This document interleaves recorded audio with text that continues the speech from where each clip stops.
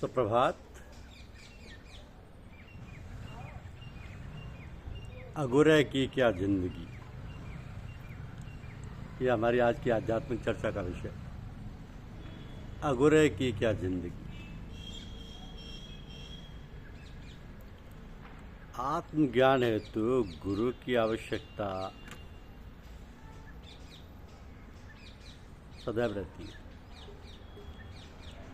जब तक लघु यानी हल्का है तब तक गुरु की आवश्यकता रहती है या गुरु भारी है।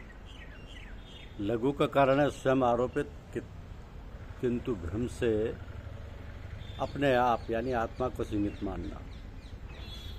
ईश्वर आराधना के फलस्वरूप उनसे दृढ़ भक्ति प्राप्त होती है जिससे समर्पण होता है। भक्ति के समर्पण के फलस्वरूप ईश्वरीय कृपा गुरु के रूप में व्यक्त होती है।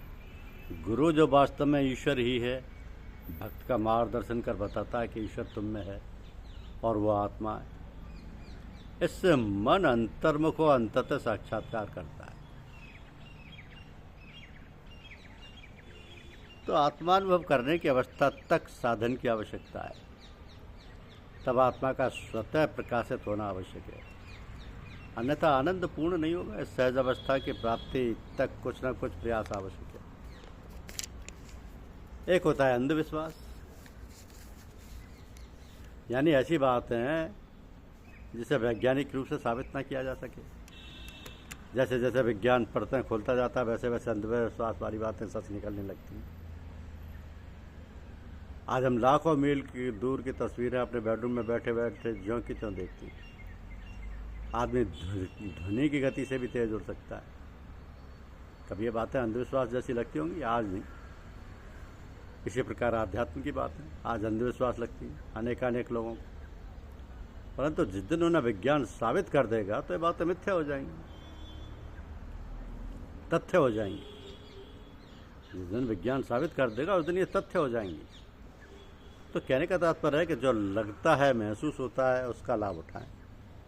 उस अनूठे लाभ से हम महज इसलिए अपने को वंचित न कर दें कि उसका आज कोई वैज्ञानिक आधार नहीं है।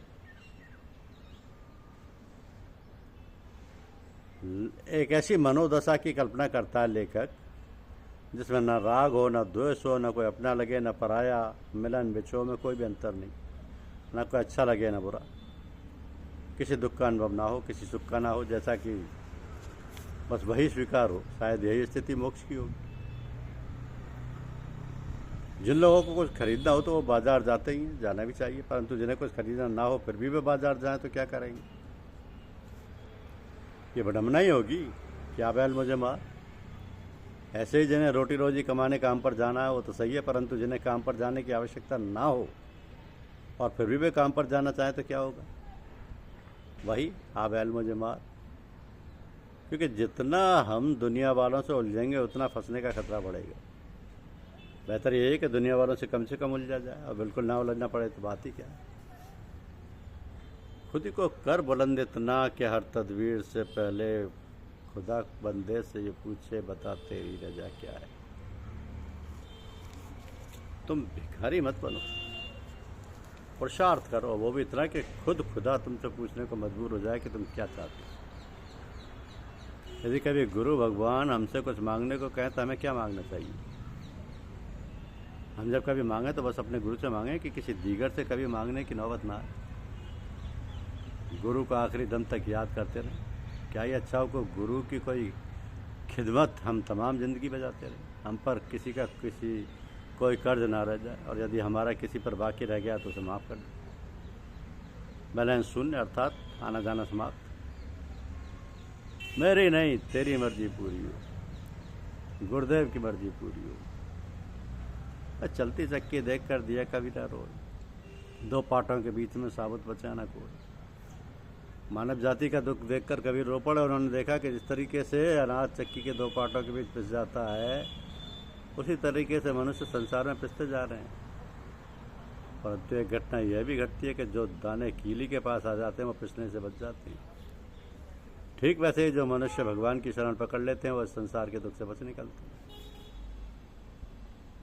एक गरीब अपने सर पर गठरी रखे कहीं जा रहा था। पीछे से गांव के जमींदार अपनी सवारी से आ निकले। उन्हें गरीब पर दया आ गई। उन्होंने गरीब व्यक्ति को अपनी सवारी पर बैठा लिया। गरीब अभी भी अपनी गठरी अपने सिर पर रखे था। जमींदार साहब ने कहा, भाई गठरी को आप सिर पर क्यों रखे हो, नीचे रख लो।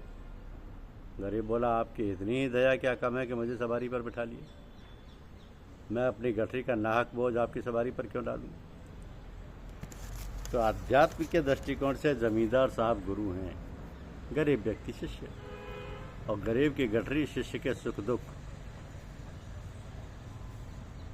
तो क्या गरीब के अपने सिर पर गठरी रहने का कोई औचित्य है।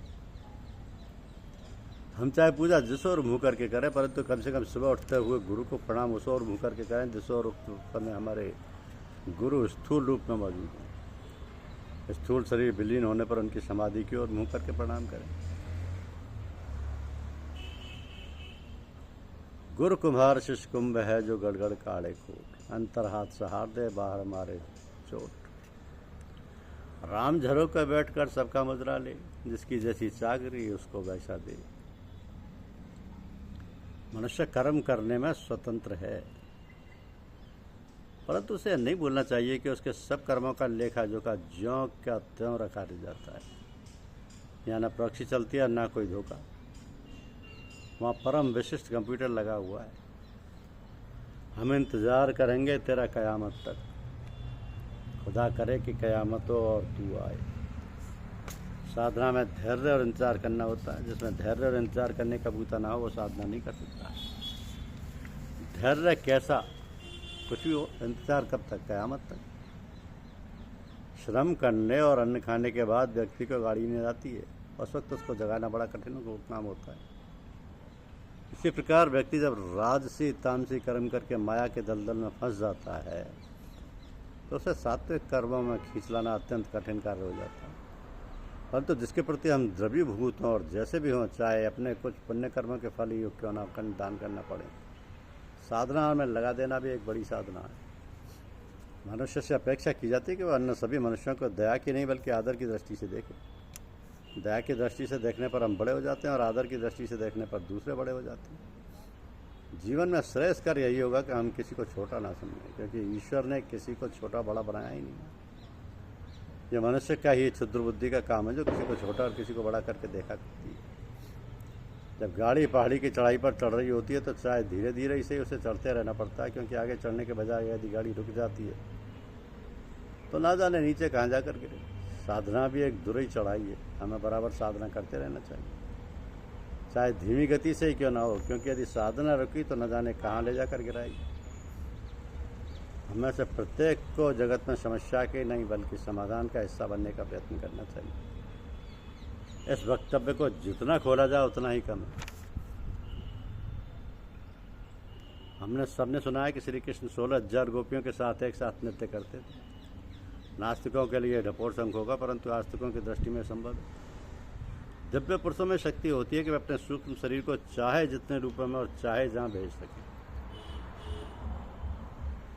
इस बात को लिखने का उद्देश्य ये, इस बात को बताने का उद्देश्य ये है कि किसी परम संत के लिए एक मामूली बात है कि वह अपना सूक्ष्म शरीर अपने प्रत्येक शिष्य के साथ रखे, प्रत्येक शिष्य के साथ।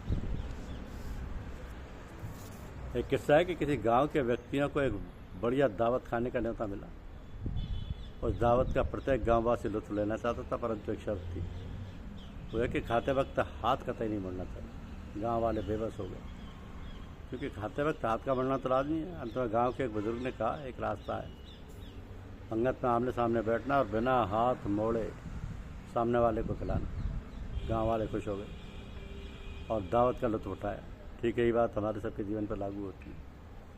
प्रश्न है कि हम जीवन का लुत्फ कैसे लें, क्योंकि यदि अपना अपना लुत्फ लेना चाहेंगे तो ना ले सकेंगे।